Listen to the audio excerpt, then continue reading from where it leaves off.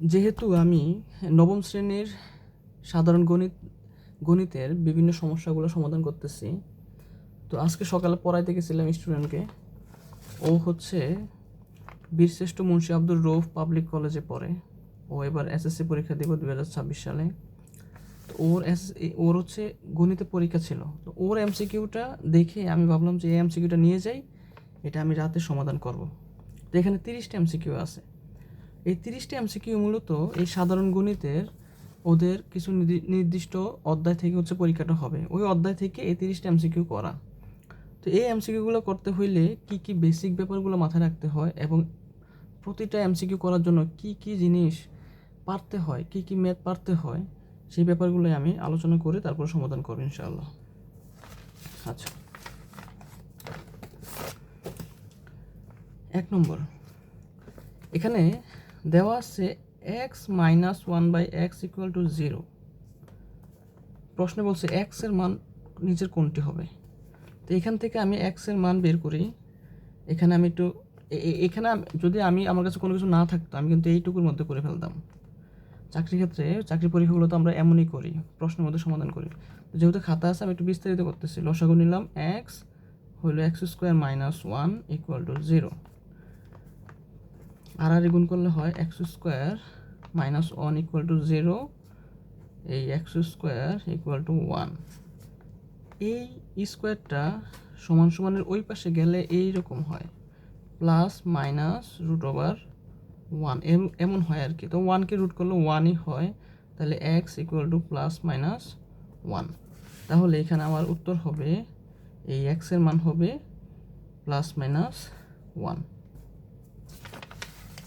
আচ্ছা, তারপর 2 নম্বর বলছে যে এই x³ - 1/x³ এর মান কত। এর মান কত। তো x³ - 1/x³ এর মান বের করার জন্য আমরা সূত্র প্রয়োগ করব, মান নির্ণয়ের সূত্র। কিন্তু এখানে মান দেওয়া আছে, এই মানটা দেওয়া আছে কিন্তু, অর্থাৎ x - 1/x এর মান দেওয়া আছে। তো এই x³ - 1/x³ এর সূত্র হচ্ছে x - 1/x হোল কিউব, অর্থাৎ a³ - b³ এর সূত্র আর কি। হ্যাঁ, a³ মাইনাস, আমি একটু লিখে দিই সুবিধা হবে, a³ - b³ equal to a - b whole cube plus 3ab into a - b। তো x - 1/x whole cube plus 3x, এই যে এটা হচ্ছে ab into a plus b, a - b, x minus 1/x। Okay, তো এইটা কাটা যায়। এখানে যদি আমি মান বসাই, এটার মান হচ্ছে 0। তো 0 কিউবকে 0ই তো হয়, তাও লিখি এই 3 ইন্টু, এখানে কাটা গেছে, এটার মান 0, 3 ইন্টু 0, তাহলে 0 প্লাস 0 মানে 0। তাহলে এটার উত্তর হচ্ছে এই 0। তারপরে 3 নম্বর বলা আছে যে এই x³ প্রশ্নটা একটু দেখে নেই, 2√2 x³ প্লাস 125 এর একটি উৎপাদক নিচের কোনটি। মানে এখানে এই অঙ্কটা একটু আমি লিখি, 2√2 x³ প্লাস 125 মানে 125, এটাকে আমরা উৎপাদকে বিশ্লেষণ করে একটা উৎপাদক কি হবে এখানে আমরা সেটা খুঁজে বের করব। আচ্ছা, এইটাকে আমি দেখে বুঝছি, এই 125কে কিন্তু আমি 5³ লিখতে পারি। আর এখানে যেহেতু x³ আছে, তাহলে আমি এইটাকে কিউব বানাইতে পারলেই কিন্তু আমি হোল কিউব লিখতে পারবো। তো এই যে 2√2, এইটা যেই কথা, এই √2 হোল স্কোয়ার, আবার এই √2 এর 2 থাকলো, মানে আমি শুধু এই 2কে লিখলাম √2 হোল স্কোয়ার, এই যে কাটাকাটি গেলে কিন্তু আগেরটাই থাকে। তাহলে এখানে 2টা √2, এখানে একটা √2, এটাকে আমি লিখতে পারি √2 এই যে হোল কিউব। তাহলে এইটা হচ্ছে, আমি একটু বাইঙ্গা লিখি, এটা হচ্ছে √2, এটা 3 লিখছি কেন, √2 এই হোল কিউব আর হচ্ছে x³, আর এই প্লাসের প্লাস থাকলো, আর 125কে আমি 5³ লিখতে পারি। আবার বলি, এই 2√2কে আমি লিখতে পারি √2 হোল কিউব, কারণ এটাকে আমি যদি ভাঙ্গা লিখি এটাকে, তাহলে এই √2 স্কোয়ার আরেকটা √2, তো এই কাটাকাটি গেলে কিন্তু এই যে 2√2 থাকে, তাহলে 2√2 যেই কথা, √2 হোল কিউব একই কথা। তো এটাকে আমি লিখতে পারি √2x তার উপর হোল কিউব, যেহেতু এই দুইটার উপরে আলাদা আলাদা কিউব আছে এবং গুণ অবস্থায় আছে, তাহলে আমি হোল কিউব লিখতে পারি প্লাস 5 কিউব। ওকে, এখন হয়ে গেছে a cube plus b cube. এখন a কিউব প্লাস b কিউবের একটা মান নির্ণয়ের সূত্র তো আছেই আলাদাভাবে, আরেকটা সূত্র আছে a কিউব প্লাস b কিউবের, অর্থাৎ উৎপাদকে বিশ্লেষণ করার ক্ষেত্রে আমরা যে সূত্রটা প্রয়োগ করি সেটা হচ্ছে এরকম, a plus b a square minus ab plus b square, এই একটা সূত্র। তাহলে আমি যদি এটাকে a কিউব প্লাস b কিউবের সূত্র করি, তাহলে হবে a প্লাস b, আর এখানে হবে a স্কোয়ার মানে √2x whole square, second bracket দিই, প্লাস ab √2x ইন্টু 5 মানে ab প্লাস b স্কোয়ার। তাহলে যেহেতু আমার এখানে কিন্তু আমি এইটুকু থেকে মানে এখানে উত্তরের মধ্যে আমি কিন্তু এইটুকু পেয়ে গেছি একটা উৎপাদক, এইটুকু আরেকটা উৎপাদক ঠিক আছে, এইটুকু আরেকটা উৎপাদক ঠিক আছে, কিন্তু আমার এটা তো নাই, লাগতেছে না, তাহলে আমি এইটুকু পেয়ে গেলাম। তাহলে এখানে কি লিখতে পারি √2x প্লাস 5, তাহলে এই √2x প্লাস 5 এই অপশনটা আর এই অপশনটা কিন্তু প্রায় সেম, কিন্তু আমার কিন্তু এই রুটটা কিন্তু শুধু 2 এর উপরে, x এর উপরে নাই, এখানে এই রুটটা কিন্তু √2 এবং x এর উপরে, তাইলে এটা হবে না, এটা হবে। ওকে, তারপর 4 নম্বরটা হচ্ছে ত্রিভুজের মধ্যমাত্রয়ের ছেদবিন্দুর নাম কি। মানে আমি একটা চিত্র আঁকি, ত্রিভুজে কি কি জিনিস থাকে সেটা বলতেছি। একটা ত্রিভুজ, আর এখানে বলা আছে ত্রিভুজের মধ্যমা কীভাবে অঙ্কন করে। ত্রিভুজে 3টা শীর্ষবিন্দু থাকে, এই শীর্ষবিন্দু থেকে তার বিপরীত বাহুর মধ্যবিন্দুতে যেই মানে একবারে সংযোগ রেখাটা অঙ্কন করি আমরা, এটাকে বলা হয় মধ্যমা। আবার এই শীর্ষবিন্দু থেকে তার বিপরীত বাহুর মধ্যবিন্দুতে যেই রেখা অঙ্কন করি এটাকে বলা হয় মধ্যমা। এইটার থেকে আবার এখানে এই যে 3টা মধ্যবিন্দু, এই মধ্যমা দ্বয় যেই বিন্দুতে ছেদ করে তাকে বলা হয় বরকেন্দ্র, এটাকে বলা হয় বরকেন্দ্র। তাহলে এটার উত্তর হবে বরকেন্দ্র। তাহলে এই লম্ববিন্দু কি, এই ত্রিভুজের লম্ববিন্দু কি কোথায় থাকে। আমি যদি একটা ত্রিভুজ অঙ্কন করি, তার লম্ববিন্দুটা কোথায় অবস্থান করে সেটা বলতেছি। এই শীর্ষবিন্দু থেকে তার বিপরীত বাহুর উপরে যদি আমি লম্ব অঙ্কন করি, এই যে লম্ব অঙ্কন করলাম, আবার এটা থেকে যদি আমি এটার উপরে লম্ব অঙ্কন করি, মানে এই যে 90 ডিগ্রি কোণ অঙ্কন করি, তাহলে যেই বিন্দুতে এই রেখাদ্বয় ছেদ করে, লম্ব রেখাদ্বয় ছেদ করে, তাকে বলা হয় লম্ব বিন্দু। আচ্ছা, তারপরে 5 নম্বর,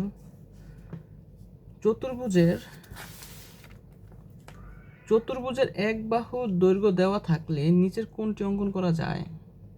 মানে একটা চতুর্ভুজের, আমরা জানি চতুর্ভুজ অনেকগুলো হয়, যেমন ট্রাপিজিয়াম হয়, রম্বস হয়, আয়তক্ষেত্র হয়, সামান্তরিক হয়, তারপর হচ্ছে আর কি হয়, এগুলো হয়।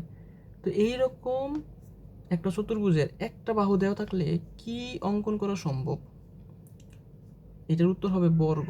মানে একটা বাহু যদি দেওয়া থাকে তাহলে বর্গ অঙ্কন করা সম্ভব। কারণ কি, একটা বর্গ অঙ্কন করতে হইলে আমরা জানি একটা বর্গ হচ্ছে এই সমকোণ থাকবে। তো সমকোণ অঙ্কন করার জন্য কোনো বাহুর দৈর্ঘ্য দেওয়া মানে বাহু দেওয়া লাগে না বা কোণ দেওয়া থাকে না, একটা সমকোণ অঙ্কন করব, আর তারপরে এখান থেকে এক বাহুর দৈর্ঘ্য এরকম নিব, এখান থেকে নিব, তারপরে এই এক বাহুর দৈর্ঘ্য দিয়েই আমি কিন্তু এই পাশে নিয়ে কিন্তু আমি একটা বর্গক্ষেত্র অঙ্কন করে ফেলতে পারি। তাহলে চতুর্ভুজের এক বাহু দৈর্ঘ্য দেওয়া থাকলে বর্গ অঙ্কন করা সম্ভব, আয়ত অঙ্কন করা সম্ভব না। আয়ত অঙ্কন করার জন্য দুইটি রেখার দৈর্ঘ্য মানে দুইটি বাহুর দৈর্ঘ্য দেওয়া থাকতে হবে। যেমন এই আয়তক্ষেত্র তার এই ভূমি দেওয়া থাকতে হবে, এবং আমরা জানি আয়তক্ষেত্রের প্রত্যেকটি কোণ সমকোণ। তো সমকোণ দেওয়া না থাকলেও এরকম একটা সমকোণ অঙ্কন করে ফেলবো। এই একটি বাহু এবং অপর একটি বাহু মানে প্রস্থের যে বাহুটা আছে এই বাহুটা দৈর্ঘ্য দেওয়া থাকতে হবে, তাহলে কিন্তু আমি একটা আয়তক্ষেত্র অঙ্কন করতে পারবো। হ্যাঁ, গেল। তারপর আসে 6 নম্বর। আচ্ছা, রম্বসেরটা একটু বলে নেই যে রম্বসে কিন্তু একটা বাহু দেওয়া থাকলে অঙ্কন করতে পারবো না। রম্বসের এক বাহু এবং একটি কোণ দেওয়া থাকতে হবে, তাহলে রম্বস অঙ্কন করতে পারবো। আর সামান্তরিকের ক্ষেত্রে একই কাহিনী, দুইটা বাহুর দৈর্ঘ্য দেওয়া থাকতে হবে এবং একটি কোণের দৈর্ঘ্য দেওয়া থাকতে হবে। আচ্ছা, 6 নম্বর, এই যে একটা চিত্র, এখানে এই এডিসি একটা কোণ দেওয়া আছে যেখানে 2x প্লাস 15 ডিগ্রি, আবার সিবিই দেওয়া আছে 2x প্লাস 5 ডিগ্রি মানে 2x প্লাস 5 ডিগ্রি। তো এই কোণটা দেওয়া আছে, এখন বলছে আমাকে বের করতে এবিসিডি একটা সামান্তরিক হইলে এই এক্স কোণটা, এক্স কোণ কোথায়, এই এক্স এর পরিমাণটা বের করবো। এই যে 2x প্লাস 15 আবার 2x প্লাস 5, এখানে এই এক্স এর মানটা আমরা বের করব। তো এক্স এর মানটা আমরা কত ডিগ্রি হবে সেটা কীভাবে বের করব, আমরা জানি যে এইটা যদি একটা সামান্তরিক হয়, সামান্তরিকের বিপরীত কোণদ্বয় পরস্পর সমান, মানে এই কোণটা যত হবে অবশ্যই এই কোণটা তত হবে। তাহলে আমি বলতে পারি যে এই কোণটা হচ্ছে কত, 2x প্লাস এই যে 15। আবার যেহেতু এই রেখাটা এবং এই রেখাটা পরস্পর সমান্তরাল, তাহলে এই কোণটা, এই সিবিই কোণটা আর এই কোণটা পরস্পর সমান হবে, কারণ এই সিডি এবং এবি দুইটা সমান্তরাল রেখা হইলে সিবি তাদের ছেদক হইলে এই কোণটা আর এই কোণটাকে বলা হয় পরস্পরের একান্তর কোণ। তো আমরা জানি একান্তর কোণ পরস্পর সমান হয়, তাহলে এইটা 2x প্লাস 5 হইলে এই কোণটার মানও 2x প্লাস 5 ডিগ্রি হবে। তাহলে আমি পেয়ে গেলাম এই কোণটা 2x প্লাস 15, আবার এই কোণটা 2x প্লাস 15, আবার এই কোণটা যদি 2x প্লাস 5 ডিগ্রি হয়, তাহলে এই তার বিপরীত কোণটাও হবে 2x প্লাস 5। আবার বলি, যেহেতু সামান্তরিকের এই বিপরীত কোণদ্বয় পরস্পর সমান হয় এবং বিপরীত বাহুগুলোও সমান হয়। আচ্ছা, এখন আমি কীভাবে এটা বের করব, আমরা জানি একটা চতুর্ভুজের অর্থাৎ সামান্তরিক হোক, সেটা বর্গ হোক, ট্রাপিজিয়াম হোক, আয়তক্ষেত্র হোক, রম্বস হোক, প্রত্যেকটা চতুর্ভুজের 4টা কোণের সমষ্টি 360 ডিগ্রি। তাহলে আমি লিখতে পারি, সংক্ষেপে লিখতেছি কিন্তু, এই যে মানে এই কোণ, এই কোণ, এই কোণ, এই কোণ, এই 4টা কোণের সমষ্টি ইকুয়াল টু 360। তাহলে এই যে 2x প্লাস 15 ডিগ্রি প্লাস এখানে আবার লিখি, যেহেতু দুই পাশে সমান, তাহলে আবার 2x প্লাস 15 ডিগ্রি প্লাস আবার এই পাশের এক কোণ যেহেতু 2x, এই যে 2x প্লাস 5 এর বিপরীত বাহুটাও হবে 2x প্লাস 5 ডিগ্রি সমান সমান হবে 360 ডিগ্রি, মানে 4 বাহুর সমষ্টি 360 ডিগ্রি। ওকে, তাহলে 2x কত হয়, 8x, আর 15 30, আর 5 10 40 প্লাস 40 degree equal to 360 degree. 8x থাকুক, 360 ডিগ্রি মাইনাস 40 ডিগ্রি, একটু ক্যালকুলেশন করে নেই, তাহলে থাকে 320 ডিগ্রি। একটু কাটাকাটি করলে কি হবে, x ইকুয়াল টু 320 ডিগ্রিকে আমি 8 দ্বারা কাটলে 4 8 32, 40 ডিগ্রি। সুতরাং x এর মান 40 ডিগ্রি। দেখি তো, সুতরাং x এর মান 40 ডিগ্রি। তারপরে আসি 7 নম্বর। চতুর্ভুজের 3টি কোণ 60 90 110 হলে অপর কোণটির পরিমাপ কত হবে, এটা আমি মুখে মুখে করে ফেলি। যেহেতু একটি চতুর্ভুজের 4টা কোণের সমষ্টি 360 ডিগ্রি, তার মানে এই 360 থেকে বিয়োগ করব আমি এই 60 degree plus 90 degree plus 110 degree, তাহলে কত হয়? 110-এ আর এই 90-এ 200, 200 আর 60-এ এই 260 হয়। তাহলে 360 থেকে 260 বাদ দিলে আর 100 থাকে, এই 100 ডিগ্রি হচ্ছে আমার উত্তর। তারপর আসে এখানে সামান্তরিক আঁকতে প্রয়োজন, মানে একটা সামান্তরিক অঙ্কন করতে কি কি প্রয়োজন আছে একটু চিন্তা করি। দুইটি কর্ণ, একটি অন্তর্ভুক্ত কোণ, দুইটি কর্ণ এবং একটি অন্তর্ভুক্ত কোণ থাকলে আমরা সামান্তরিক অঙ্কন করতে পারি। হ্যাঁ, এটা সঠিক। মানে দুইটি কর্ণ দেওয়া থাকবে এবং অন্তর্ভুক্ত একটি কোণ দেওয়া থাকবো, আঁকতে পারবো। আবার একটি বাহু একটি কর্ণ, মানে একটি বাহু দেওয়া থাকলে আর একটি কর্ণ দেওয়া থাকলে আমরা আঁকতে পারবো না। তিনটি বাহু আর দুইটি সমান কোণ দেওয়া থাকলে, হ্যাঁ, দুইটি সমান কোণ দেওয়া থাকলে আমরা সামান্তরিক অঙ্কন করতে পারবো। তাহলে এটার উত্তর হবে 1, 3। এটা আমি আবার একটু ক্লিয়ার হই। সামান্তরিক অঙ্কন করতে দুইটি কর্ণ আর একটি অন্তর্ভুক্ত কোণ থাকলে পারা যায়। হ্যাঁ, পারা যায়। আমি একটু চেষ্টা করি।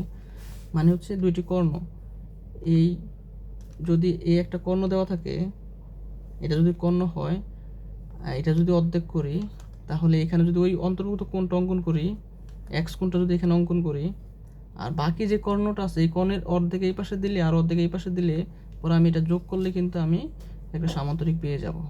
তার মানে 1 সঠিক। 2 নম্বরে একটি বাহু দুইটি কর্ণ, দেখি তো এই একটি বাহু, হ্যাঁ এটাও সম্ভব। আর একটা কর্ণের এখানে যদি দুইটা কর্ণ দেওয়া থাকে এরকম, এই কর্ণ দুইটাকে অর্ধেক অর্ধেক করে এখানে এখানে এঁকে এরকমভাবে আমি দিতে পারি, এরকম। পরে এইটুকু আঁকলে সামান্তরিক আঁকা সম্ভব। আচ্ছা, তাহলে 1, 2 সঠিক। এটা হয় না, আমি যে 1, 3 দিছি এটা কাটা। 1, 2 সঠিক। 3 নম্বরটা হচ্ছে তিনটি বাহু আর দুইটি সমান কোণ, দুইটা কোণ আর তিনটা বাহু, না চিন্তা করি, এই তিনটা বাহু দেওয়া থাকলে সামান্তরিকের, আর হচ্ছে দুইটি সমান কোণ দেওয়া থাকলে, এই একটা কোণ যদি এরকম হয়, এক বাহু সমান এইটুকু, আরেকটা বাহু যদি এইটুকু দেওয়া থাকে, এই কোণের সমান, ও হ্যাঁ আঁকা সম্ভব। অপর দুইটা বাহু, তিনটি বাহু, সামান্তরিকের তিনটি বাহু দেওয়া থাকলে আঁকা সম্ভব। হ্যাঁ, 1, 2, 3 হবে উত্তর। আচ্ছা, যাই হোক, একটু সময় বেশি নিচ্ছে, আমরা 9 নম্বরটা করবো না, আমরা একটু এখানে আসি। আচ্ছা, 9 নম্বরটা করে ফেলি। বৃত্তের কেন্দ্র ও থেকে OE এবং OF, বৃত্তের কেন্দ্র ও থেকে OE ও OF, আমি একটু চিত্র অঙ্কন করি। একটা ও কেন্দ্র বিশিষ্ট বৃত্ত, এই ও কেন্দ্র বিশিষ্ট একটা বৃত্ত, এটা থেকে OE ও OF দূরবর্তী, মানে এখানে একটা AB, একটা জে আছে, আবার এটা থেকে এটা যত দূর দূরত্ব এইটুকু সমান দূরত্বে আরেকটা জে আছে, CD জে আছে। হ্যাঁ, থাকলে এই জে দ্বয় সমান হলে নিচের কোনটা সঠিক? এই দুইটা যদি সমান হয় তাহলে অনেক কথাই সঠিক। AB = CD, এটা সঠিক। মানে দুইটা বাহু, এই দুইটা জে পরস্পর সমান হয় এবং দুইটা জে যদি পরস্পর সমান হয় তাহলে তাদের দূরত্বও সমান হয়। তাহলে OE ছিল এটা, এটা OF ছিল, তাহলে এই OE সমান সমান OF সমান হবে। দেখি তো আছে কি না। এই যে OE = OF, তার মানে এটা গহ হবে। আচ্ছা, 10 নম্বরটা দেখি। এই একটা বৃত্তের ভিতরে একটা চতুর্ভুজ, অন্তর্লিখিত চতুর্ভুজ দেওয়া আছে। একটা বৃত্তের ভিতরে একটা অন্তর্লিখিত চতুর্ভুজ দেওয়া আছে। আচ্ছা, উপরের চিত্রে ABCD বৃত্তস্থ চতুর্ভুজের এ কোণ, মানে এই কোণটা দেওয়া আছে 110 ডিগ্রি, এটা দেওয়া আছে 110 ডিগ্রি। তাহলে ECD কোণ, মানে ECD কোণ, এটা হচ্ছে E, আমি একটু ক্লিয়ারভাবে লিখি, এটা হচ্ছে C, এটা হচ্ছে D। এই ECD কোণ, এই কোণটা কত বের করতে বলছে। তো আমি তো জানি যে এইখানে একটা সরল কোণ উৎপন্ন হয়েছে, কিন্তু এই সরলকোণ থেকে এটা বাদ দিলে মানে 180 ডিগ্রি থেকে এই পাশের এই কোণটাকে বাদ দিলে আমি এই কোণটা পেয়ে যাব। তাহলে বৃত্তের ভিতরে যে অন্তর্লিখিত চতুর্ভুজ আছে এই চতুর্ভুজের আমরা জানি একটা বৃত্তের ভিতরে অন্তর্লিখিত চতুর্ভুজের এই বিপরীত কোণ দুইটা পরস্পর মানে যোগ করলে বিপরীত দুইটি কোণের যোগফল হয় 180 ডিগ্রি অথবা 2 সমকোণ। আবার এই দুইটা বিপরীত কোণের পরিমাণ যোগ করলে আমরা 2 সমকোণ বা 180 ডিগ্রি পাবো। তাহলে এখানে 110 ডিগ্রি হইলে এইটা কত হবে? এই 180 থেকে এই 110 বাদ দিলে আমি এটা পাবো। তাহলে 180 থেকে 110 বাদ দিলে 70 ডিগ্রি হয়। তাহলে এই কোণটা হচ্ছে 70 ডিগ্রি। তাহলে এই পাশেরটা কত হবে? আমরা দেখতেছি যে এই পুরোটুকু একটা হচ্ছে সরল কোণ, মানে এখানে একটা সরল কোণ উৎপন্ন হয়েছে এই পুরোটুকু। তো সরল কোণ হয় 180 ডিগ্রি। এই 180 ডিগ্রি থেকে এই 70 বাদ দিই, বাদ দিলে কত হবে? বাদ দিলে হবে ওই যে আগের মতো 110 ডিগ্রি। তাহলে এটার উত্তর হবে 110 ডিগ্রি, এইটাই। আচ্ছা 11 নম্বর। বৃত্তে অন্তর্লিখিত চতুর্ভুজের যে কোনো দুইটি বিপরীত কোণের সমষ্টি কত? ওই যে এইমাত্র পড়লাম যে একটা বৃত্তে অন্তর্লিখিত চতুর্ভুজের যে কোনো দুইটি বিপরীত কোণের সমষ্টি 180 ডিগ্রি অথবা এক সরল কোণ অথবা 2 সমকোণ। তাহলে এই যে এক সরল কোণ 180 ডিগ্রি পরিমাণটাকে আমরা দুইভাবে লিখতে পারি। একটা হচ্ছে এক সরল কোণ, মানে যে কোণের পরিমাণ 180 ডিগ্রি হয় তাকে বলা হয় সরল কোণ। আবার যেহেতু 180 ডিগ্রিকে 2 ভাগ করলে 90 ডিগ্রি করে হয়, তার মানে এখানে 2টা সমকোণ হয়। তাহলে এক সরল কোণ, 2 সমকোণ, আর হচ্ছে কি কি জন্য হ্যাঁ এইটুকু বলা যায়, অর্থাৎ এইটুকু আর কি। যে এইটা হচ্ছে একটা সরল কোণ অথবা 2 সমকোণ, এরকম বলা যায়। আচ্ছা 12 নম্বর। একটি ত্রিভুজ এবিসি এর পরিবৃত্ত আঁকা হলে তা কয়টি শীর্ষবিন্দু দিয়ে যায়? আমরা জানি একটা ত্রিভুজের মধ্যে এরকম একটা ত্রিভুজ থাকলে এই ত্রিভুজের এই শীর্ষবিন্দুদ্বয়কে স্পর্শ করে একটা ত্রিভুজের 3টি শীর্ষবিন্দুকে স্পর্শ করে যেই বৃত্ত অঙ্কন করা হয় এই বৃত্তটাকে বলা হয় পরিবৃত্ত। তাহলে কয়টি শীর্ষ? 3টি। এর উত্তর হবে 3টি। আচ্ছা এই ত্রিভুজে আরও 2টা কাহিনী হয়। এই ত্রিভুজের এই বাহু 3টিকে স্পর্শ করে যেই বৃত্তটি অঙ্কন করা হয় তাকে বলা হয় অন্তর্বৃত্ত। আবার একটা ত্রিভুজের যে কোনো এক বাহুকে স্পর্শ করে যেই বৃত্ত অঙ্কন করা হয় তাকে বলা হয় বহির্বৃত্ত। তাহলে একটা ত্রিভুজের মধ্যে 3টা বৃত্ত থাকে, একটা হচ্ছে পরিবৃত্ত, একটা হচ্ছে অন্তর্বৃত্ত, একটা হচ্ছে বহির্বৃত্ত। ওকে, তারপর 13 sine theta equal two 1/2 cos theta equal two √3/2। তাহলে টেন থিটা ইকুয়াল টু কত? আমরা জানি, এখানে করে ফেলি। এই যে সাইন আর হচ্ছে কজ, তো এখানে একটু এইটা সরাসরি লিখে ফেলি আমি। টেন থিটা মানে হচ্ছে সাইন বাই কজ সম্পর্ক, sine theta by cos theta, একটা সূত্র কিন্তু। তো মান বসে দিয়ে সাইন থিটার মান হচ্ছে হাফ আর কস থিটার মান হচ্ছে √3/2। এখানে একটু কাজ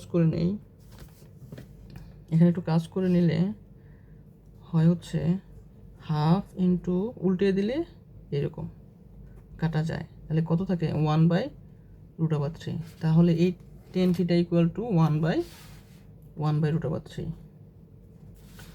তারপরে আসে 14 নম্বর। 1/cosec² থিটা -1 ইকুয়াল টু কত? তো এই নিচের cosec² থিটা -1 দেখে আমি একটা জিনিস বুঝতেছি।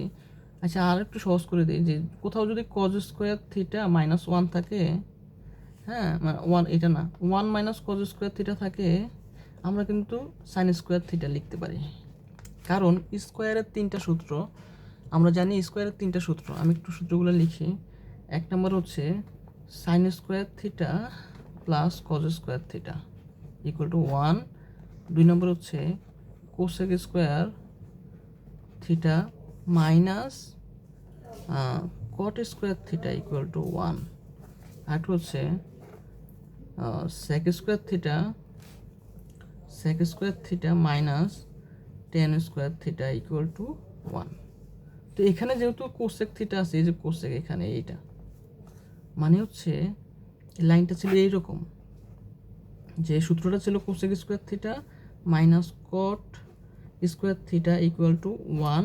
তো এখানে যেহেতু এই 1টা এই পাশে আছে, তাহলে আমি এটাকে লিখতে পারি, মানে এটাকে লিখতে পারি এই কোসেক স্কোয়ার থিটা থাকুক, এই 1টার এই পাশে আনলে -1, আর এই কটটা ওই পাশে, এই মাইনাসের কট ওই পাশে গেলে প্লাসের কট স্কোয়ার হয়ে যায়, এই যে। তাহলে এই কোসেক স্কোয়ার থিটা -1 থাকলে আমরা লিখতে পারি কট স্কোয়ার থিটা। আচ্ছা, তাহলে আমি এটা সরাসরি লিখি 1 cosec square theta -1 equal to, এটা থাকবে, এটা মান বের করবো। তো এই কোসেক স্কোয়ার থিটা -1কে লিখতে পারি কট স্কোয়ার থিটা, এই যে কট স্কোয়ার থিটা। তারপরে এটাকে কি লিখতে পারি, 1/কট স্কোয়ারকে লিখতে পারি আমি টেন স্কোয়ার থিটা, এই যে। তাহলে আমার উত্তর হবে এই টেন স্কোয়ার থিটা। তারপরে আসি এখানে, নিচে ত্রিকোণমিতিক সূত্রসমূহ লক্ষ্য করো। সাইন 30 ডিগ্রি মান হচ্ছে 1/√2, এটা কি সঠিক? না। সাইন 45 ডিগ্রির মান হচ্ছে 1/√2, আর সাইন 30 ডিগ্রির মান হচ্ছে হাফ, মানে 1/2 হবে শুধু। তাহলে 1 নাম্বার হবে না। অপশনে দেখি, এখানে 1 আছে, এখানে 1 আছে, এখানে 1 আছে, তার মানে এইটা কাটা, এটা কাটা, এটা কাটা, উত্তর হবে এইটা। তারপরে একটু খেয়াল করে নেই, কোসেক 60 ডিগ্রির মান হচ্ছে 2/√3। হ্যাঁ, এটা সঠিক। কিভাবে সঠিক আমরা মনে রাখবো, কোসেকের সাথে কার সম্পর্ক? সাইনের সাথে কোসেকের সম্পর্ক। তাহলে সাইন 60 ডিগ্রির মান যত হবে, এই সাইন 60 ডিগ্রির মান হচ্ছে √3/2। তো যেহেতু সাইনের সাথে কোসেকের সম্পর্ক, সেই জন্য আমরা এটা না পড়ে, নাম মুখস্থ করেও মনে রাখতে পারি, কোসেক 60 ডিগ্রির মান হবে এইটার উল্টাটা, মানে 2/√3, এইরকম। তারপর দেখি সেক 45 ডিগ্রির মান হচ্ছে √2। হ্যাঁ, এইটা সঠিক, কারণ সেকের সাথে কার সম্পর্ক? সেকের সাথে হচ্ছে কজের সম্পর্ক। কজ 45 ডিগ্রির মান হচ্ছে 1/√2, তার মানে কজের সাথে সেকের সম্পর্ক। আমরা লিখতে পারি সেক 45 ডিগ্রি, এটাকে লিখতে পারি ওই যে উল্টে দিলে শুধুমাত্র √2। কীভাবে হয় সেটা আরেকটু বিস্তারিত জানতে হবে। আচ্ছা, তারপর আমি আরেকটু বলি, যেহেতু আমরা ওই সম্পর্ক লিখতে পারি, এই সম্পর্কের ক্ষেত্রে লিখলে এটা উল্টে যায় আর কি, আরেকটু সামনে গেলে। যাই হোক, তাহলে এটার উত্তর হবে এই যে এটা। তারপরে আসি 16 নম্বর। এটা একটু আমি লিখি, 16 নম্বর অঙ্কটা লিখি একটু। কজ 90 ডিগ্রি -θ, আর আছে টেন 90 ডিগ্রি -θ। এটা কত হয় দেখি। এই cos 90 ডিগ্রি -θ হয় sin θ,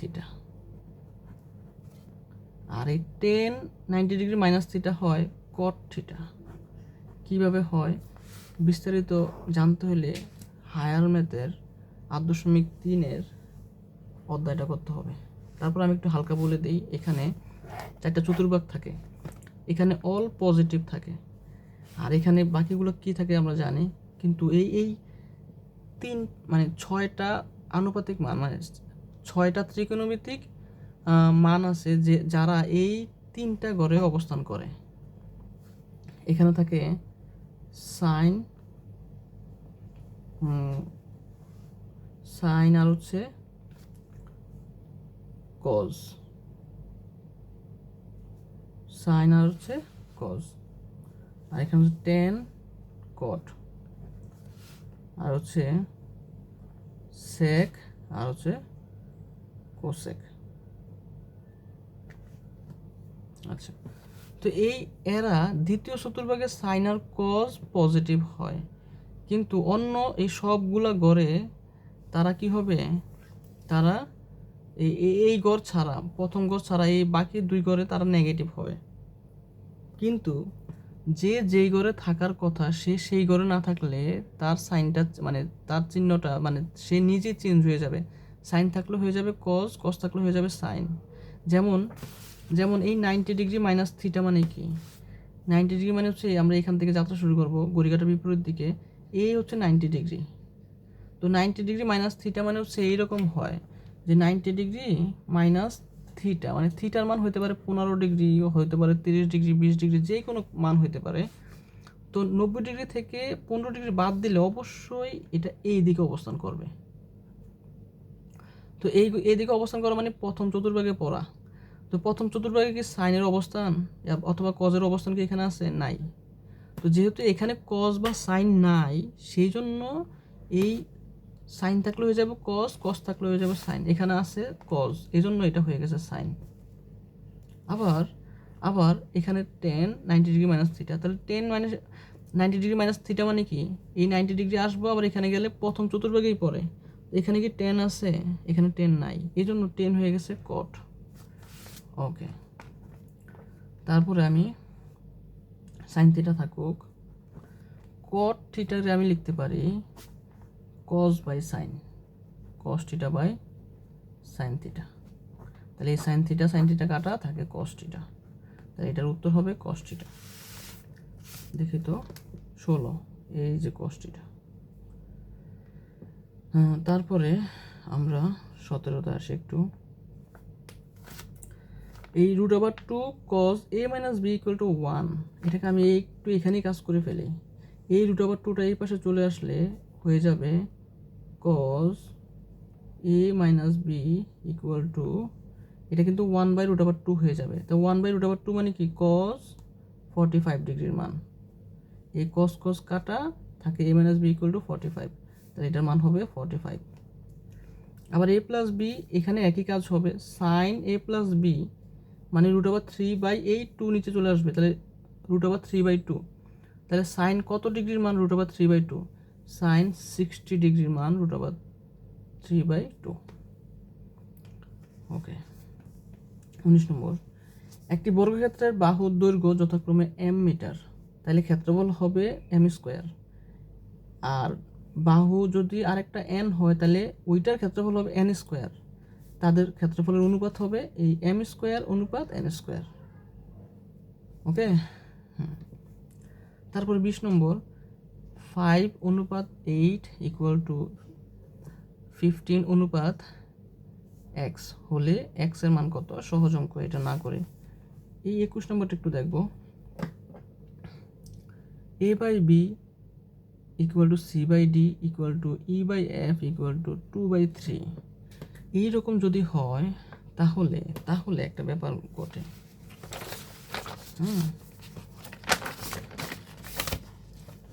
এই যে এটা 21 নম্বর অঙ্কটা, কিন্তু a/b = c/d = e/f = 2/3 হইলে এইরকম যদি থাকে a + c + e আবার b + d + f এর মান কত হবে?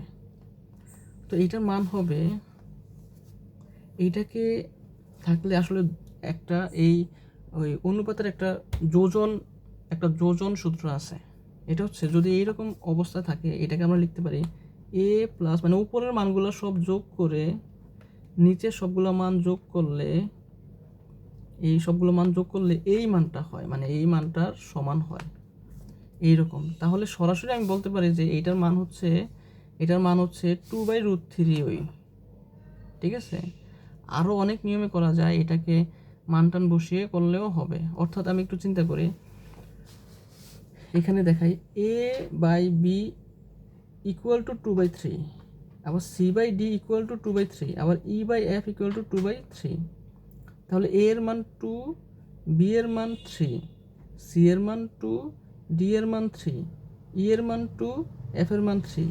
তাহলে আমি এখানে যদি মান বসিয়ে দেই, মানে এ সিই, এ সিই এর মান 2, তাহলে এখানে 2 প্লাস 2 প্লাস 2। আবার বি এর মান 3, ডি এর মান 3, এফ এর মান 3, তাহলে 3 প্লাস 3 প্লাস 3 বাই, তাহলে 6 আর হচ্ছে 3 3 3, তাহলে 9, কাটাকাটি করলে হয় 2/3। তাহলে এই যে 2/3 এইটাই আসলে উত্তর, এই যে 2/3। তারপরে 22 নম্বর, দুইটি সংখ্যার অনুপাত 3:4 এবং তাদের গসাগু 5। তো এইরকম থাকলে এগুলো চাকরি পরীক্ষা খুব আসে, আমি একটু লিখি। তো ধরি একটি সংখ্যা 3x, অপর সংখ্যাটি 4x, তাদের গসাগু 5। আচ্ছা, এই দুইটা সংখ্যার গসাগু কত? গসাগু হচ্ছে এদের মধ্য থেকে যেটা কমন যায়, তাহলে এদের গসাগু হচ্ছে x, তাহলে এই x ইকুয়াল টু 5। তাহলে সংখ্যা দুটি কত, মানে এইটা কত আর এটা কত? এই x এর মান 5 হলে বসিয়ে দিই এখানে, 3 5 15, আর এখানে কত হয় 20, তাহলে 15 আর 20। ওকে, তারপরে 1 থেকে 10 পর্যন্ত বিজোড় সংখ্যাগুলোর গড় কোনটি? এটা করার দরকার নেই, সহজ অঙ্ক পারা যাবে। কোনো শ্রেণীর ধাপ বিচ্যুতি 2, আনুমানিক গড় 20 এবং শ্রেণী ব্যবধান 4 হলে শ্রেণী মধ্যমান কত? এটা খুব ইম্পর্টেন্ট অঙ্ক এসএসসির জন্য এবং হচ্ছে চাকরি এমসিকিউর জন্যও। আচ্ছা, ধাপ বিচ্যুতিকে ইউআই দ্বারা প্রকাশ করা হয়। আনুমানিক গড় 20, আনুমানিক গড়কে এ দ্বারা প্রকাশ করা হয়, এটা কত? 20। শ্রেণী ব্যবধানকে প্রকাশ করা হয় হচ্ছে শ্রেণী মধ্যমান। আচ্ছা, শ্রেণী ব্যবধানকে কি জন্য দিয়ে প্রকাশ করা হয়? শ্রেণী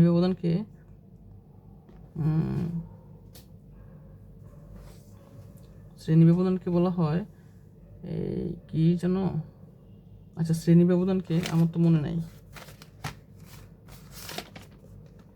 শ্রেণী ব্যবধানকে প্রকাশ করা হয় হচ্ছে, কোথায় যেন পড়ছিলাম,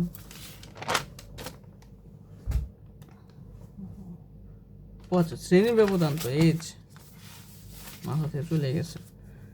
শ্রেণী ব্যবধান হচ্ছে এজ ইকুয়াল টু কত? 4। আর শ্রেণী মধ্যমান হচ্ছে xi, এটা কত আমি জানি না। আচ্ছা, ইউআই হচ্ছে এটা মান দেওয়া আছে। আচ্ছা, তো আমরা ধাপ বিচ্যুতির একটা সূত্র জানি, অর্থাৎ ইউআই ইকুয়াল টু, ধাপ বিচ্যুতির একটা সূত্র হচ্ছে xi মাইনাস a/h। এখানে আমি মান বসিয়ে দিই। ইউআই হচ্ছে কত? ইউআই হচ্ছে 2 নাকি? হ্যাঁ 2 ইকুয়াল টু, আর xi হচ্ছে জানি না, ধরে নিলাম xi থাকুক, a হচ্ছে 20 আর s হচ্ছে 4। তাহলে এখানে একটু কাজ করি, এই যে xi ইকুয়াল টু, আচ্ছা এটা আরেকটু লিখি, xi মাইনাস 20 ইকুয়াল টু 8। তাহলে এই xi ইকুয়াল টু 8 প্লাস 20, তার মানে xi ইকুয়াল টু 28। এই xiটাই হচ্ছে মূলত শ্রেণী মধ্যমান, তাহলে এটার উত্তর হবে কত? এটার উত্তর হবে 28। তারপরে এই 25, ও আচ্ছা এটা তো সহজ দেওয়া আছে, এই সূত্রটাই কিন্তু এখানে আমি লিখছি, অর্থাৎ ধাপ বিচ্যুতির সূত্র হচ্ছে xi মাইনাস a/h। তাহলে ইউআইটা ধাপ বিচ্যুতি, হ্যাঁ এটা সঠিক। এ হচ্ছে আনুমানিক গড়, হ্যাঁ এইটাও সঠিক। এস হচ্ছে শ্রেণীব্যাপ্তি, ওকে এটাও সঠিক। তাহলে এখানে 1 2 3 কত? 25 নম্বর। আচ্ছা এটা 24 ছিল, এটা 25। তারপর 26-এ আসি। একটি সম্পূর্ণ পৃষ্ঠের ক্ষেত্রফল 54 বর্গ সেন্টিমিটার হলে গণকের প্রতিটি বাহুর দৈর্ঘ্য কত?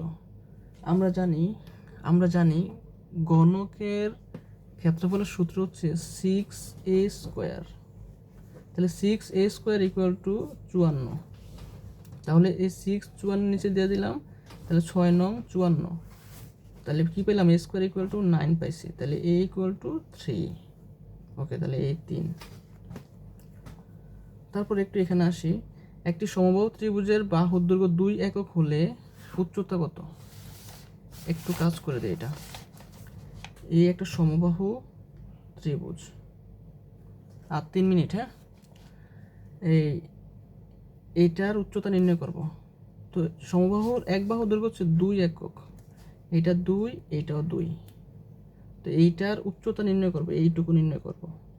তো যেহেতু এখানে একটা সমকোণ উৎপন্ন হয়েছে, এটা ত্রিভুজ পাইলাম, এই লম্বটা বের করব।